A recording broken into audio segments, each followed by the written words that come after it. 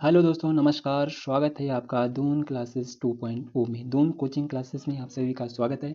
जैसा कि आप सब देख सकते हैं कि हमारा लेटेस्ट जो एग्ज़ाम कैलेंडर भी रिलीज़ हो गया है और स्पेशली देखें तो 17 दिसंबर की परीक्षा को ध्यान में रखते हुए 17 दिसंबर यानी कि आरओ को ध्यान में रखते हुए हमारी ये समसामयिकी सीरीज़ की महत्वपूर्ण सीरीज़ है। इसमें आपको महत्वपूर्ण न्यूज़ कटिंग की हेडलाइन को आपके सामने प्रस्तुत किया जाता है ताकि आप देख के, सुन के और उनका अध्ययन करके सिर्फ वन लाइनर न रट के विस्तृत जानकारी को प्राप्त करके एक महत्वपूर्ण समसामयिकी में अपनी कमांड बना सकते हैं। तो आज का पहला समसामयिकी जो महत्वपूर्ण घटनाएं होने वाले हैं, उनमें से सबसे पहले है इसरो। इसरो इन दिनों में खूब चर्चाओं में है क्योंकि इसरो ने भी इतना अच्छी अचीवमेंट जो प्राप्त की है कि इसरो इस बार चांद के दक्षिणी ध्रुव पर पहुंचने वाला पहला देश बन गया है। क्या? पहला कंट्री बन गया चांद के दक्षिणी ध्रुव पर पहुंचने वाला। आज तक ये कारनामा किसी ने नहीं किया था, तो इसलिए ये महत्वपूर्ण हो जाता है हमारा। इससे रिलेटेड चंद्रयान 3 इसलिए बहुत महत्वपूर्ण हो जाता है। सबसे पहले महत्वपूर्ण की बात करें तो इसकी डेट क्या थी, इसे लॉन्च कब किया गया था, कौन से व्हीकल से लॉन्च किया था, तो इसे लॉन्च किया गया था 14 जुलाई 2023 को चंद्रयान 3 को लॉन्च किया गया था। और इसने जब चांद की सतह पर अपना पहला सॉफ्ट लैंडिंग करी थी तो डेट थी 23 अगस्त 2023। से आप रिलेटेड कर सकते हैं, याद रख सकते हैं कि इस दिन हमारा चंद्रयान मून पर लैंड हुआ था। LLVM3M4, तो ये वो बाहुबली रॉकेट था जिसे नाम भी है बाहुबली रॉकेट। इसने इसको लॉन्च किया था। तो ऐसे क्वेश्चन कई आने वाले एग्जाम या प्रीवियस एग्जाम में पूछे जाते हैं, तो इसलिए ये बहुत महत्वपूर्ण हो जाता है। फिर इसमें कि इसरो के जो चंद्रयान 3 को सक्सेस की जो सबसे बड़ी जो हीरो थे उनके बारे में चर्चा करेंगे। तो इनमें जो सबसे बड़ी हीरो इनमें से सबसे पहले उतर के आते हैं जो है इसरो के चीफ प्रमुख एस सोमनाथ। ये इसरो के वर्तमान चीफ प्रमुख हैं और बाहुबली रॉकेट के डिजाइन के लिए जाने जाते हैं। तो इसरो के चीफ प्रमुख हो गए। दूसरे जो महत्वपूर्ण हमारे हीरो हैं वो हैं एम शंकरन इसरो के सैटेलाइट डिजाइन ये किया था। इन्होंने सैटेलाइट को डिजाइन किया था, तो इनके एम शंकरन। इससे तीसरे नंबर पे बहुत महत्वपूर्ण जो है पर्सन जो है वो है पी वीर मुथुवेला, जो कि चांद की सतह पर इन्होंने खोज के लिए इनको जाना जाता है। यही चंद्रयान 3 के जो हैं डायरेक्टर भी हैं। कौन? वीर वीर मुथुवेला। और उप डायरेक्टर की बात करते हैं तो इसमें उप डायरेक्टर कौन है, तो उप डायरेक्टर है इसके डॉक्टर के कल्पना। ये चंद्रयान 3 के उप डायरेक्टर हैं, तो ये भी महत्वपूर्ण हो जाता है। अगले हैं रॉकेट का निर्माण किया था, तो एन उन्नी कृष्ण नायर ने इनका रॉकेट का निर्माण किया था। तो अगली समसामयिक की उत्तराखंड से है कि हमारे हर बार की तरह सुर्खियों में रहने वाले नरेंद्र सिंह नेगी जी की तरफ से है। इनकी एक जो रचना इस बार मुख्यमंत्री धामी जी ने इनकी रचना का पुस्तक का एक विमोचन किया है। तो उस पुस्तक का जो विमोचन में इन्होंने उत्तराखंड में जो अभी तक के वीर सपूत हुए हैं, वीरों की जो गाथाएं हैं, उनका विमोचन किया है। तो इसमें उत्तराखंड के वीर जो भी रहे हैं, जैसे तीलू रौतेली हो गया, चंद्र सिंह गढ़वाली हो गया, भंडारी माधो सिंह हो गया, तो इन सब की जीवनी का इन सब के बारे में इसमें लिखा गया है। तो ये है नरेंद्र सिंह नेगी की रचनाएं। अगले समसामयिक की घटना पे आ जाते हैं तो ये महत्वपूर्ण हो जाता है कि एनजीटी यानी कि नेशनल ग्रीन ट्रिब्यूनल, जिसकी स्थापना 2010 में होती है, पर्यावरण से संबंधित कानूनों के लिए जाने जाते हैं। इसके जो अध्यक्ष बनाए गए हैं, इसके जो प्रमुख बनाए गए हैं वो हैं जस्टिस प्रकाश श्रीवास्तव को इसका एनजीटी का प्रमुख बनाया गया है। तो बहुत महत्वपूर्ण हो जाता है। अगली समसामयिक फिर उत्तराखंड से भी है कि फिल्मों की दुनिया में उत्तराखंड कैसे पीछे रह सकता है।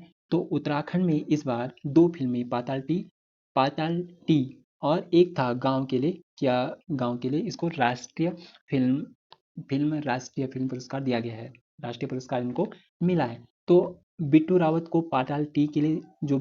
ने पाताल टी के लिए सर्वश्रेष्ठ सिनेमोटोग्राफर के लिए पुरस्कृत किया गया, जबकि सृष्टि लखेड़ा को एक था गांव के लिए बेस्ट नॉन फीचर फिल्म के लिए राष्ट्रीय अवार्ड दिया गया है। अगली समसामयिक की उत्तराखंड की जो अपनी सरकार ने बनाई है। अपनी सरकार ने ITDA को जो है नेशनल ई गवर्नेंस अवार्ड से सम्मानित किया गया है।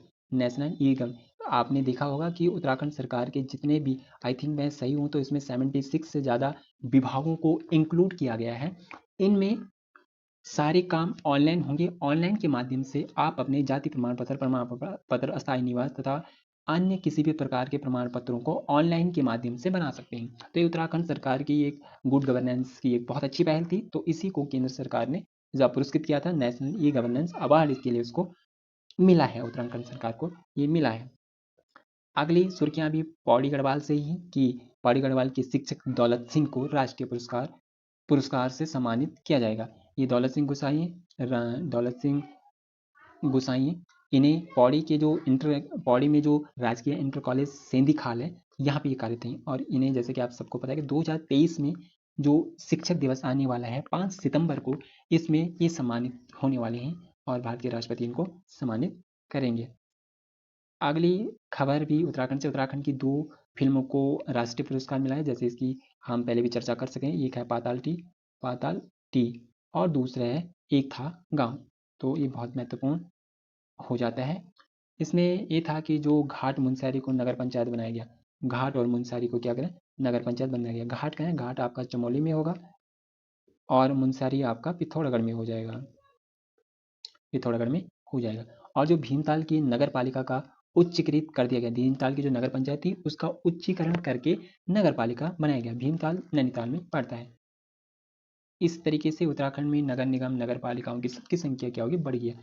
एक और समय की घटना है कि उत्तराखंड में पहला वृद्ध क्लिनिक रुद्रपुर में खोला जाएगा। तो ये भी काफ़ी महत्वपूर्ण हो जाता है। चंद्रयान 3 जो भी हमने ऊपर भी देखा था, इसके बारे में भी जानकारी और भी ले लेते हैं कि इसके बाद जब चंद्रयान 3 लॉन्च हो गया था, प्रधानमंत्री ने वर्चुअली एस सोमनाथ को फ़ोन करके बधाई दी थी। तो प्रत्यक्ष रूप से मिलने के लिए प्रधानमंत्री फिर इसरो में उन्होंने चंद्रयान 3 से संबंधित सभी वैज्ञानिकों और एस सोमनाथ जो कि इसरो के चीफ हैं उनको बधाई दी।